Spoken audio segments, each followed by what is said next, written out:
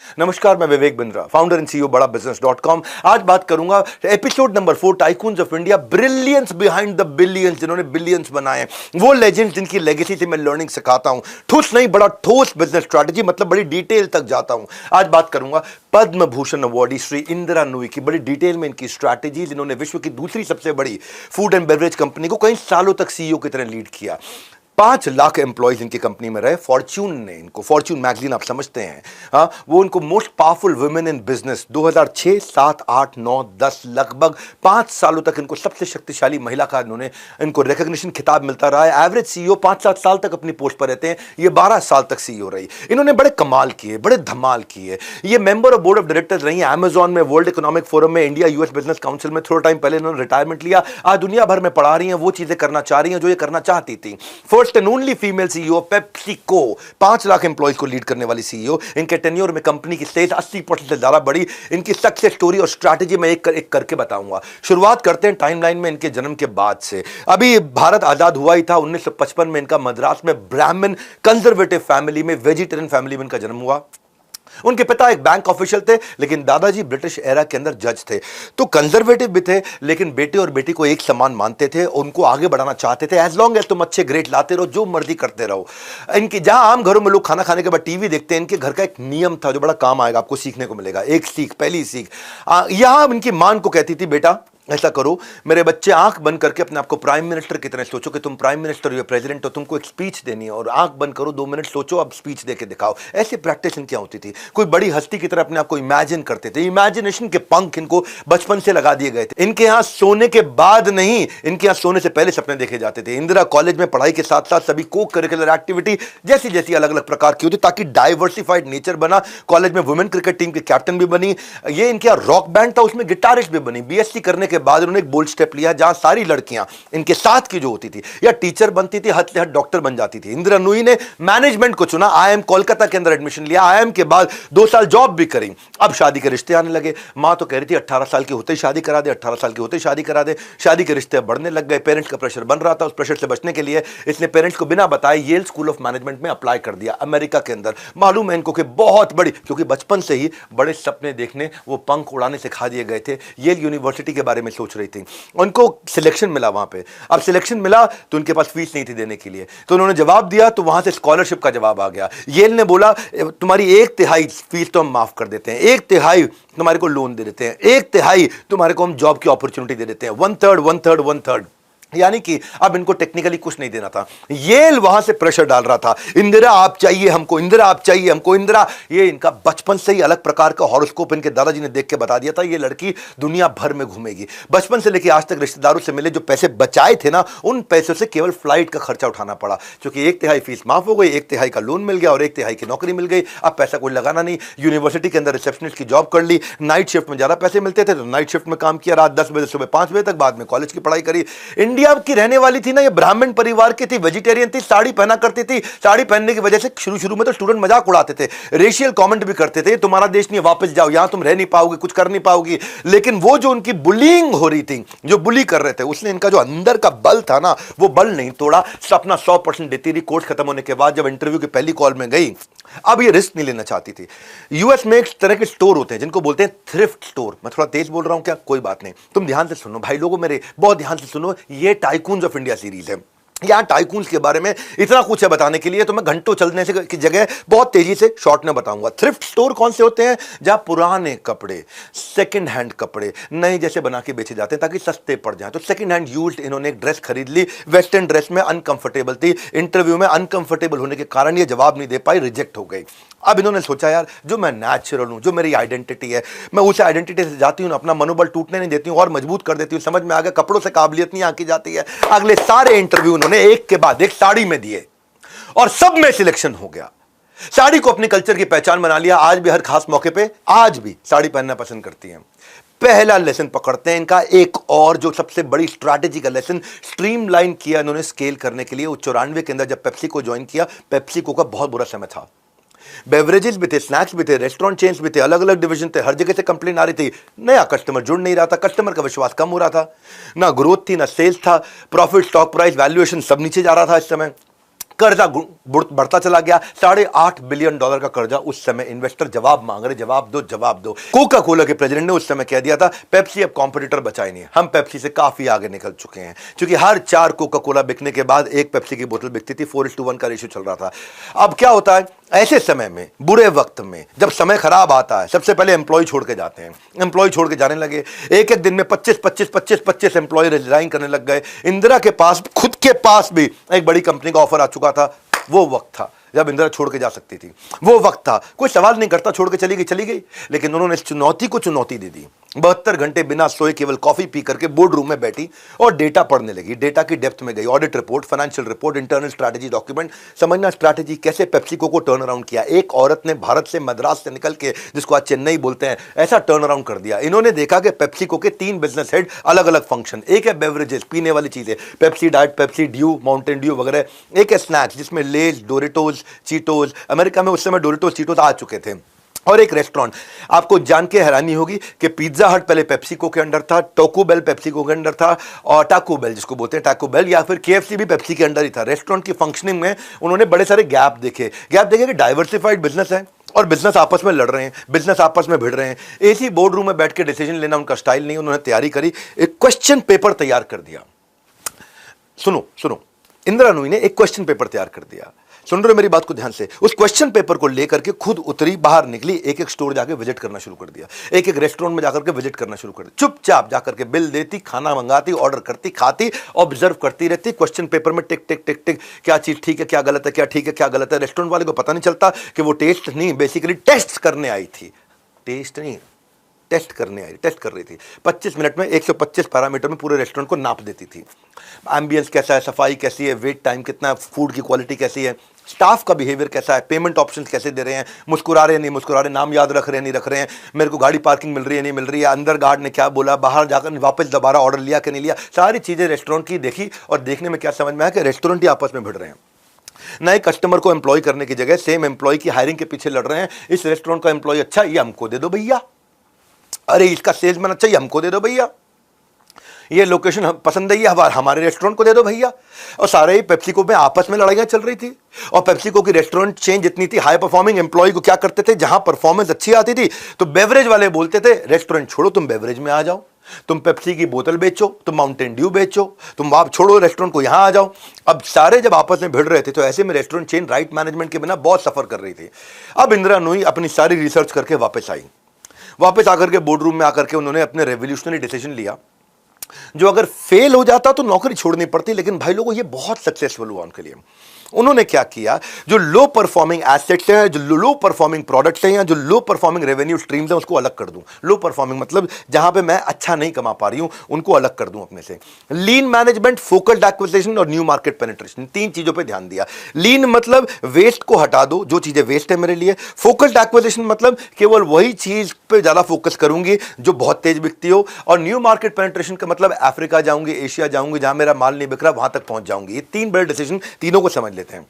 मैं डेप्थ में जा रहा हूं। ये टाइकून्स ऑफ इंडिया है। ये सुबह 8 बजे संडे कोई छोड़ता नहीं, आपको पता होना चाहिए। ये सुबह 8 बजे वाले संडे सब बिजनेसमैन 15 करोड़ एमएसएमईज तक पहुंचा रहा हूं मैं, ताकि उन लोगों को नया विजन मिले। लीन को समझते हैं, पहला चैप्टर, इस वाले सेक्शन का पहला चैप्टर। जैसे आपने क्रिकेट में जब आज से हाथ घुमा करके एक ऐसे हाथ घुमाता है, उसको बोलते हैं ऑफ स्पिन। ऑफ स्पिन सुना होगा।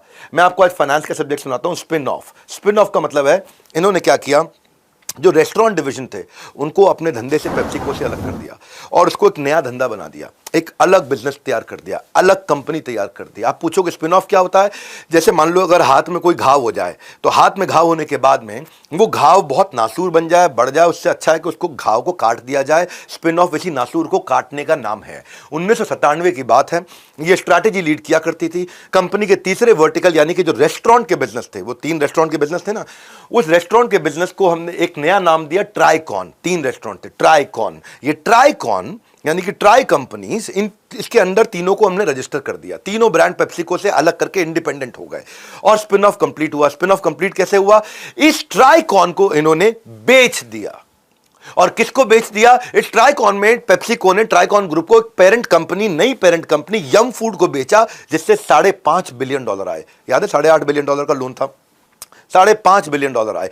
लेकिन $5.5 बिलियन कैश में नहीं आए, $4.5 बिलियन कैश में आए, $1 बिलियन जो पेप्सिको में जिसका मालिकाना हक पिज्जा हट पे भी था, जिसका मालिकाना हक केएफसी पे भी था, उसमें 10 में से 10 के अगेंस्ट एक शेयर उन्होंने ये नई कंपनी में दे दिए। समझ में आ रही है मेरी बात को? हाँ, जो ट्राइकॉन है नई कंपनी जिसको यम फूड ने खरीद लिया, यम फूड में दे दिए। तो यानी कि जो पेप्सिको के शेयर होल्डर थे, उनकी पेप्सिको में शेयर होल्डिंग अगर 10 है, 10 रुपए की है, तो 1 रुपए की इधर भी हो गई। इधर किधर? यम फूड के अंदर। और 4.5 बिलियन कैश आ गया डॉलर के रूप में। 4.5 बिलियन डॉलर जैसे कैश आया, उसके बदले में उन्होंने अपना आधे से ज्यादा कर्जा चुका दिया। अब रेस्टोरेंट चेन में फोकस्ड मैनेजमेंट में फिर से ग्रो करना शुरू कर दिया। रेस्टोरेंट चले गए उस तरफ और मैं अब धंधा करूंगी फोकस पे। पेप्सिको का सारा फोकस है बेवरेज और स्नैक्स पे हो गया। अब केवल लिमिटेड चीजें, लिमिटेड चीज पे मैं फोकस करके उसको अनलिमिटेड कैसे बनाऊंगी। इंदिरा ने अगले कुछ सालों में कुछ एक्विजिशन किए एक ही दिशा के अंदर, दिशाओं को मल्टीप्लाई नहीं होने दिया, फोकस दिशा रखी। 1998 के अंदर अपने ही बेवरेज के अंदर ट्रॉपिकाना जूस को खरीद लिया। ट्रॉपिकाना जूस इनका बड़ा मार्केट था, उसने 72% जूस की मार्केट को एक्वायर करने में मदद करी। उन दिनों जूस डब्बे में नहीं बिकता था, ये ट्रॉपिकाना लेकर के आए, बहुत बड़ा मास्टर स्ट्रोक रहा ट्रॉपिकाना इनके लिए। अब क्या था, इनका नाम ना खराब हो शुगर के कारण, चिप्स के कारण, तो सोचा कुछ हेल्दी आइटम्स भी लेकर के आते हैं जो अपने स्नैक्स में लेकर के आए।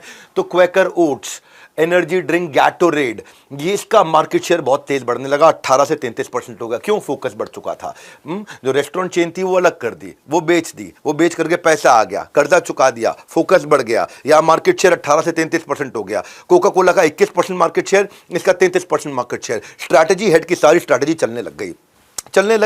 चेन्नई की हमारी इंदिरा नुई, इसके सारे एक्विजिशन इसके इंदिरा के मास्टर स्ट्रोक थे। कैसे? पेप्सिको के सभी प्रोडक्ट पहले से ही मॉडर्न ट्रेड और जनरल ट्रेड में जा ही रहे थे। अब ये नया प्रोडक्ट लाती तो वो ही डिस्ट्रीब्यूशन काम आ रहा था। जैसे ही नया प्रोडक्ट लेकर के आई, क्वेकर ओट्स लेकर के आई, उसी डिस्ट्रीब्यूशन में वहीं जनरल ट्रेड मॉडर्न ट्रेड में पहुंच गया। जैसे ही गैटोरेड लेकर के आई, डिस्ट्रीब्यूशन नेटवर्क तो बना हुआ था। जितने भी हमारे मास्टर फ्रेंचाइजी या जितने भी हमारे मास्टर डिस्ट्रीब्यूटर, फिर डीलर, रिटेलर, वो पूरा का पूरा वैल्यू चेन बना हुआ था। एक प्रोडक्ट लाए, अंदर डाल दिया, वहां पहुंच गया। जूस का डब्बा लाए, ट्रॉपिकाना, वहां पहुंच गया। वही शॉप, वही स्टोर, उसी पर माल भेजना था, पहले भी जा रहा था, साथ में ये भी जाने लग गया। उसी डिस्ट्रीब्यूशन नेटवर्क में एसकेयू बढ़ने से कॉस्ट नहीं बढ़ा, रेवेन्यू बढ़ गया, क्योंकि वो डिस्ट्रीब्यूशन, सेम डिस्ट्रीब्यूशन इस्तेमाल हो रहा था। अब खर्चा नहीं बढ़ा, रेवेन्यू बढ़ गया। इसकी एक एक स्ट्रैटेजी काम आने लगी। अब इसकी अगली स्ट्रैटेजी, तीसरा हिस्सा क्या था? New market penetration. ऐसा करूं मैं चाइना में, इंडिया में, ब्राजील में जो इमर्जिंग मार्केट है वहां एग्रेसिवली कैसे घुस जाऊं, उसके बारे में सोचने लगी,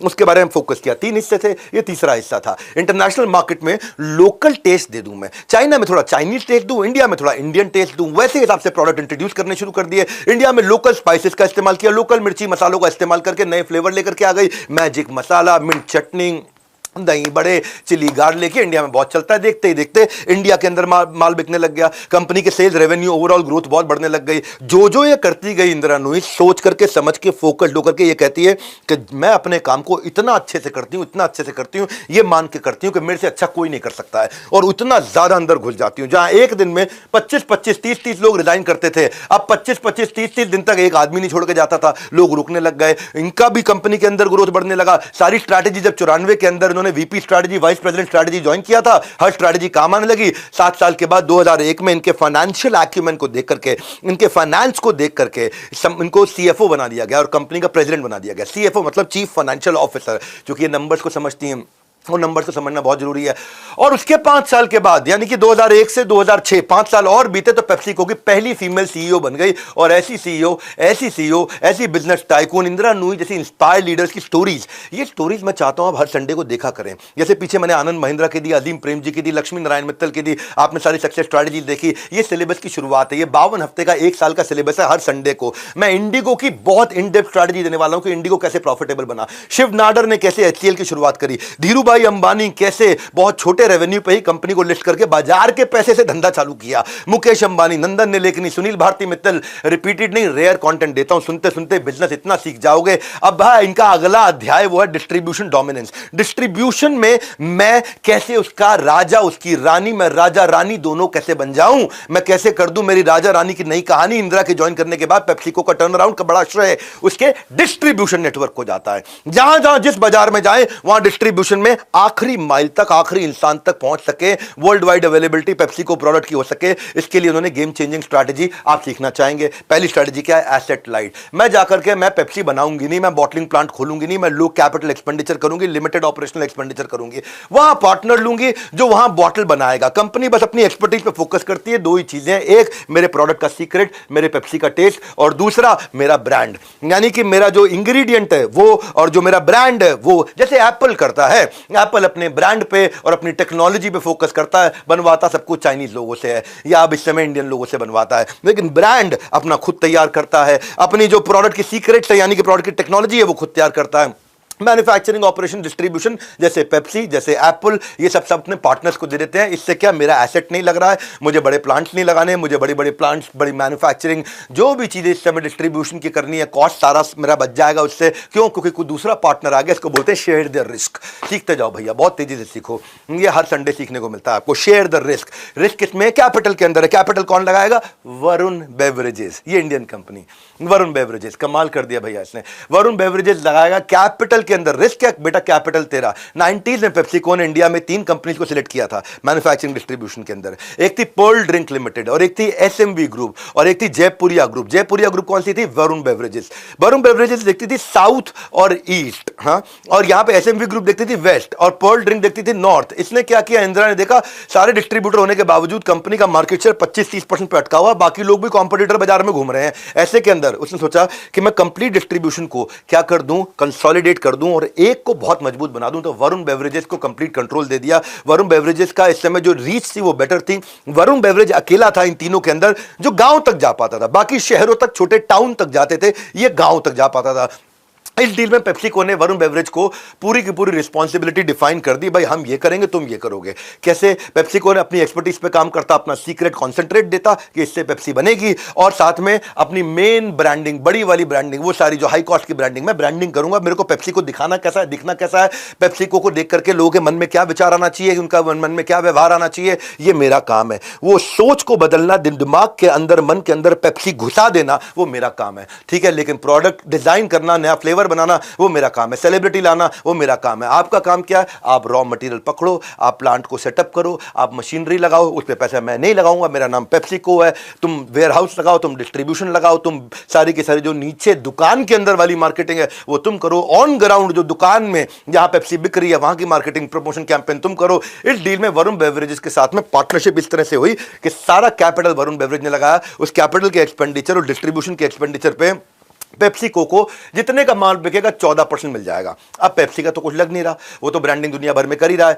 14% मिल जाएगा। 14% को 2 हिस्सों में पेप्सी ने डिवाइड करके बताया। बोला क्या 8% जो मेरा कॉन्सेंट्रेट मैंने दिया है उसके लिए जाएगा, और 6% जो मैं ब्रांडिंग करूंगा भारत के अंदर उसके लिए जाएगा। वो 6% रेवेन्यू समझो आप, ऐसा हुआ कि 1000 करोड़ की पेप्सी बिकी तो 60 करोड़ रुपए ब्रांडिंग पे लगा देंगे, और बाकी का जो है ना 80 करोड़ रुपया मैं ले जाऊंगा सीक्रेट कॉन्सेंट्रेट के लिए, जो तुमको मैंने उसमें जो शरबत बना करके दिए ना, कॉन्सेंट्रेट दिया है जिसको तुम पानी मिला करके, सोडा मिला करके पेप्सी बना देते हो। तो वरुण बेवरेज को बड़ा बेनिफिट हुआ। वरुण बेवरेज जो 2019 में भी कुछ ही साल पहले, कोविड से पहले, लगभग 450 पौने 500 करोड़ पे था, 470 करोड़ पे था, वही वरुण बेवरेज 2019 कोविड पार करते करते 2023 जब पार किया, 470 करोड़ से 2100 करोड़ के प्रॉफिट पे, नेट प्रॉफिट पे आ गया।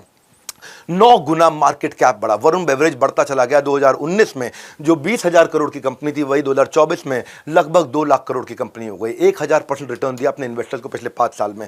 ऐसे इन्होंने सेम प्रोसेस को चाइना में भी अप्लाई कर दिया। चाइना में तिंगी आसाही बेवरेजेस ऐसा एक पार्टनर करके है, चाइनीज पार्टनर था, उसको चूज किया वरुण बेवरेज की तरह। मिडिल ईस्ट में अल्जोमा बॉटलिंग प्लांट का इस्तेमाल किया। वो मिडिल ईस्ट में जाकर के पूरा जो भी जीसीसी कंट्रीज हैं, जितनी भी गल्फ कंट्रीज हैं, वो सारी बॉटलिंग करके पेप्सी को वहां पहुंचाएगा, कैन बना करके पेप्सी को वहां पहुंचाएगा। डायरेक्ट स्टोर डिलीवरी मॉडल का मतलब क्या हुआ?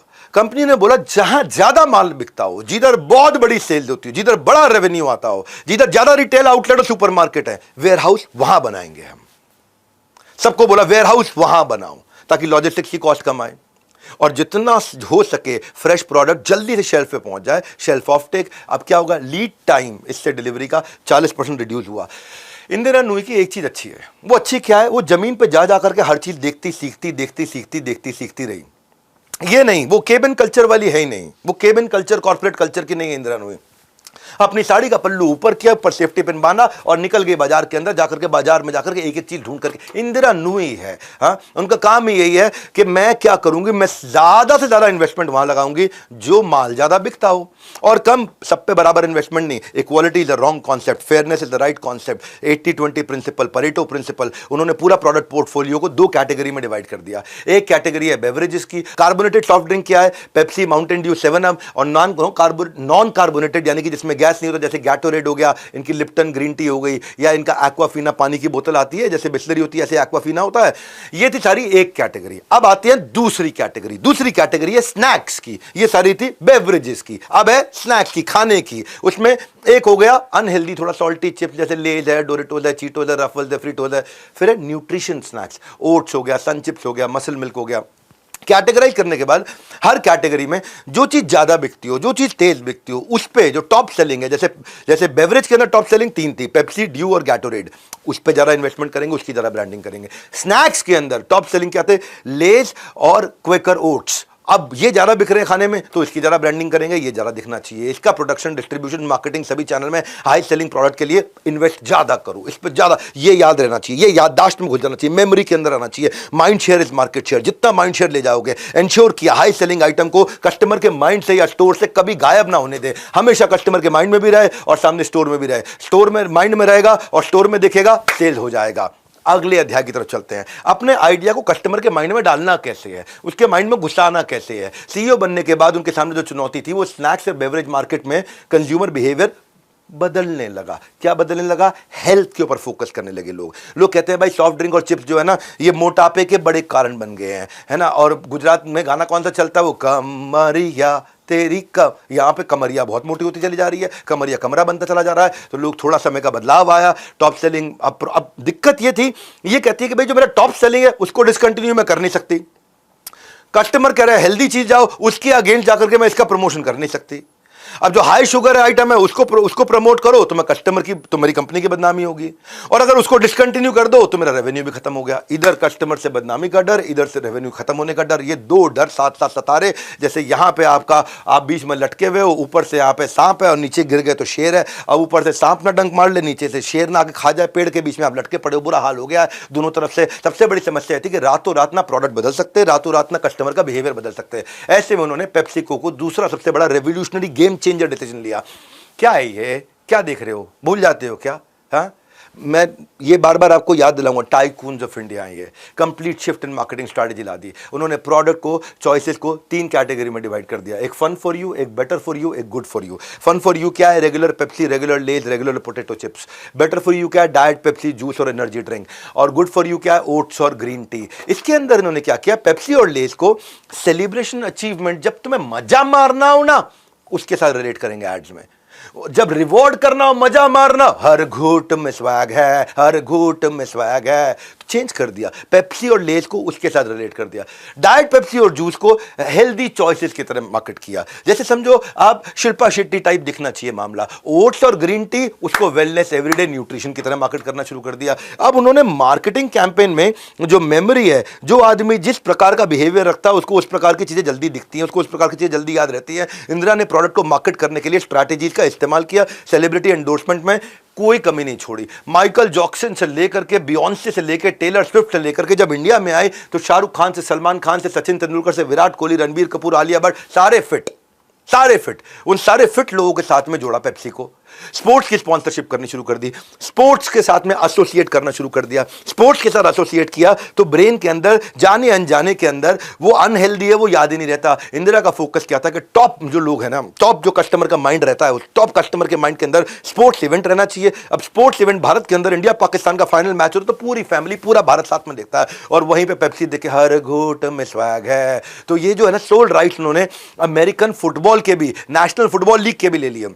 उसमें ना एक शो होता है बीच में, उस शो को क्या बोलते हैं? Half time super ball show. इस शो को लगभग 12 करोड़ लोग लाइव देख रहे होते हैं। Half time super ball show जो है ना, ये ऐसे समझ लो जैसे हमारे यहाँ आईपीएल या वर्ल्ड कप फाइनल हो इंडिया में, वैसे ही अमेरिका के अंदर half time super ball show होता है। वो इतना बड़ा होता है कि लोग लाइव देख रहे होते हैं। जैसे हॉटस्टार पे इस समय इंडिया के अंदर जब क्रिकेट चल रहा होता है, इतने लोग लाइव देख रहे हैं। अभी जब इंडिया का फाइनल हुआ था, देखे थे आप किसके साथ फाइनल? उस फाइनल मैच के अंदर इंडिया कैसे जीती, कैसे चेंज हुआ, और बाद में आकर के जप्पियां मारी रोहित शर्मा ने, और अनुष्का के पति ने खूब जप्पियां मारी उस समय आकर के। वो जो मोमेंट्स थे ना, वो मोमेंट्स जो फुटबॉल के यूएस में थे, वो एनबीए स्पोर्ट्स को 2015 से कोका कोला ने पकड़ रखा था। ये 28 साल से कोका कोला ने लपेट रखा था उसको, वो भी छीन के ले गई। यूरोपियन चैंपियनशिप लीग जो स्पॉन्सरशिप, वो आईपीएल ले लिया। ओलंपिक को भी पहले कई बार लिया इन्होंने। तो अब इनका क्या था, इन्होंने ना सोचा कि अब अलग अलग एक्सपेरिमेंट करते हैं, तो ब्लाइंड पेप्सी चैलेंज लेकर के आई। नॉर्मली क्या होता है, फाइनेंस के लोगों से आप मार्केटिंग एक्सपेक्ट नहीं करते, और मार्केटिंग के लोगों से आप फाइनेंस एक्सपेक्ट नहीं करते।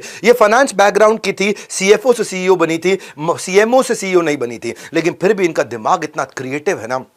मद्रास से आई हमारी कौन, tycoon of India. Pepsi challenge ऐसा हेड ऑन सीधा सर से टक्कर मार के कोका कोला के अगेंस्ट भिड़ी। 160 साल पुराने, क्षमा चाहता हूं, 160 नहीं 108 साल पुराने राइवल इनके कोका कोला डायरेक्ट चुनौती दे दी। जब अरविंद केजरीवाल को फेमस होना है ना, तो उसका एक ही तरीका, सीधा प्रधानमंत्री मोदी के खिलाफ बोलना शुरू कर दो। जब आपको बहुत फेमस होना हो तो अपने से ऊपर वाले के अगेंस्ट लड़ना शुरू कर दो। जब किसी यूट्यूबर को भी फेमस होना होता है तो अपने से ज्यादा सब्सक्राइबर वाले यूट्यूब के खिलाफ गाली गलौज शुरू कर दो, आप अचानक फेमस होने लग जाते हो। अभी पेप्सी से कुछ उन दिनों शुरू में कोका कोला ऊपर हुआ करता था। पेप्सी से कोका कोला को डायरेक्ट चुनौती देने के लिए बहुत रिस्की, बहुत बोल्ड एक ऐसा स्टेप लिया। स्ट्रैटेजी सुन लो जरा। टाइकून ऑफ इंडिया, इन्होंने कस्टमर को क्या बोला, आपकी आंख पे पट्टी आपको दिखाए बिना दोनों कोल्ड ड्रिंक पिलाएंगे, नाम नहीं लिखा होगा, ये एक में पेप्सी है एक में कोका, दोनों को टेस्ट करा दो। चैलेंज विश्व के सारे बड़े देशों में, जितने बड़े देशों में सक्सेसफुली इस चैलेंज को कंप्लीट किया। और कितने लोगों पे किया समझोगे भैया? 1 मिलियन नहीं, 10 मिलियन नहीं, 100 मिलियन लोग ने पार्टिसिपेट किया। और 75% लोगों ने बोल दिया पेप्सी का टेस्ट कोक से बेहतर है। कोका कोला हिल गया उसके में। ये इन्होंने क्या किया, इतना ही नहीं, इसके बाद यूजीसी की तरफ चल पड़ी। अरे मैं ये समझ नहीं पाया इनके बारे में, ये कि फाइनेंस वाली है या मार्केटिंग वाली है। यूजीसी की तरफ, यूजीसी समझते हो ना, user generated content, customer generated ads. इन्होंने क्या किया, रणवीर कपूर, विराट कोहली, इन सबको ब्रांड एम्बेसडर लेकर के इनको बोला कि सबको बोलो कि तुम 30 सेकंड की ऐड बनाओ, जिसकी ऐड पसंद आ गई वो हम टीवी पे दिखाएंगे। अब लोगों ने अपनी ऐड बनानी शुरू कर दी, बोला तुमको 1 लाख रुपए प्राइस भी देंगे, लोगों ने ऐड बनानी शुरू कर दी। अब विराट कोहली बोलेंगे तो भैया चलो ठीक है, ऐड बना के ट्राई मारते हैं मोबाइल से। अब भैया आकर रणबीर कपूर बोला, रणबीर कपूर तो है जी, कर लो गलती से मिस्टेक, तो क्या हो गया, हो गई गलती से मिस्टेक, उसने भी अपना वीडियो में ऐड बनानी शुरू कर दी। अब बेस्ट ऐड को इन्होंने प्राइस भी दिया, उस चक्कर में लोगों ने सोशल मीडिया में पेप्सी की ऐड डालनी शुरू कर दी। यूजीसी कैची जिंगल, ये जिंगल पे शुरू से स्ट्रैटेजी में थी, तो भी जिंगल अपने साथ में ले। अब जब इंडिया में आई, ये दिल मांगे मोर, पेप्सी था पी गया, पेप्सी थी पी गया, पेप्सी थी पी गया, पेप्सी थी यार पी गया। अलग ही प्रकार के कैंपेन चालू कर दिए। क्या चीज है, हर घूंट में स्वैग है, हर घूंट में स्वैग है, ये प्यास है बड़ी।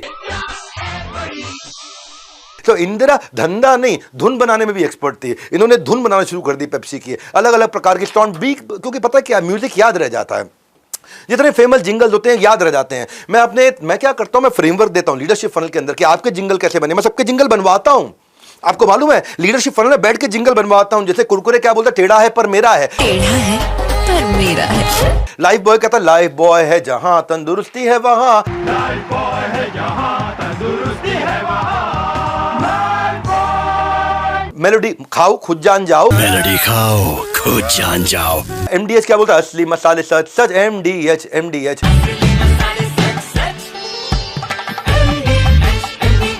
एड कैंपेन को क्रिएट करने के पीछे पीयूष पांडे हो या प्रहलाद कक्कड़ हो, मार्केटिंग के जितने जीनियस हैं, उनके माइंडसेट से मैंने फ्रेमवर्क तैयार किया।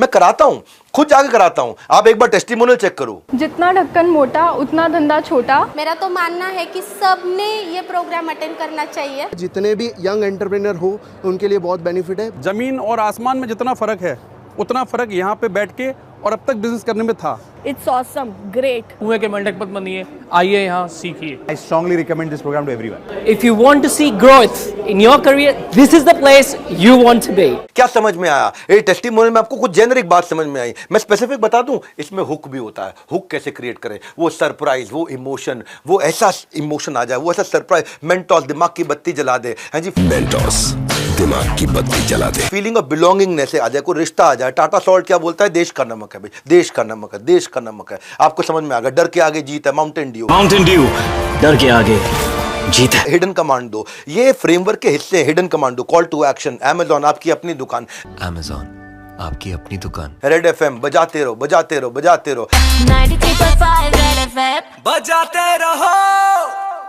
मेरे को भी लगता है चल बज नहीं दे, कोई बात नहीं। फ्रेमवर्क जो है ना, वो लर्निंग से लेकर के आपके बिजनेस में सक्सेसफुल एड कैंपेन बनाने के भी फ्रेमवर्क्स होते हैं। वो मैं लोगों को हमेशा बोलता हूं, आपको अगर पता करना हो, आप फोन लगाने में पैसे नहीं लगते आपके, फोन लगा करके बात करो, क्या मेरे भी फ्रेमवर्क बन सकते हैं। इंदिरा नूई जो है वापस आते हैं उनके पास, जितने अच्छे से बिजनेस संभालती हैं उतने अच्छे से अपनी टीम को भी संभालती हैं। दुनिया के सारे सीईओ से अलग ये क्या करेंगी, अगर किसी टीम मेंबर ने अच्छा परफॉर्म किया है तो उसके माता पिता को चिट्ठी लिख करके उसके लिए अप्रिशिएट करके देंगी, उसकी धर्मपत्नी को चिट्ठी लिख के अप्रिशिएट करके देंगी कि तुम्हारा पति देर रात तक क्या काम करता है, आज तुम्हें धन्यवाद करो, तुम्हारा बहुत बड़ा सपोर्ट है। और पत्नी भी कहती है यार एक वाह क्या बात है, मैं सोच रही थी कि पति कहीं और चक्कर काट के आ रहा है, ये तो सीधा ऑफिस से आया करता। देखो सीईओ का लेटर आया मेरे पास में। जिन बिजनेस मास्टर्स ने मुझे इंस्पायर किया ना, उनकी स्ट्रैटेजी मैं संडे को लेकर के आता हूं। क्या समझ रहे हो, क्या देख रहे थे? टाइकून्स ऑफ इंडिया देख रहे थे। सुबह 8 बजे हर संडे को आपके पास में हमने प्लेलिस्ट में फोल्डर दे दिया है, एपिसोड वाइज आता रहेगा। 2 प्लेलिस्ट है, वो कभी नहीं छोड़नी है, गीता इन एक्शन, एक tycoons of India. Sunday morning का रिचुअल बना लो, अगर मिस हो गया तो प्लेलिस्ट में जाकर के जरूर देख लो। ये प्लेलिस्ट नहीं है, ये पावर लिस्ट है।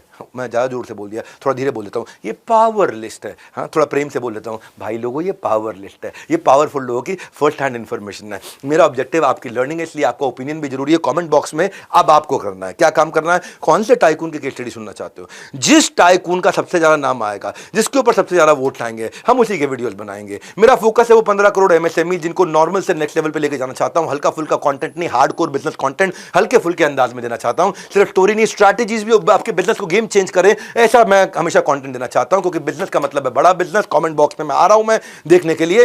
नहीं सुना क्या? कमेंट बॉक्स में नाम लिखो, जिस पे सबसे ज्यादा लाइक होंगे, जिस पे सबसे ज्यादा कमेंट होंगे, अगला टाइकून ऑफ इंडिया आपके सामने होगा।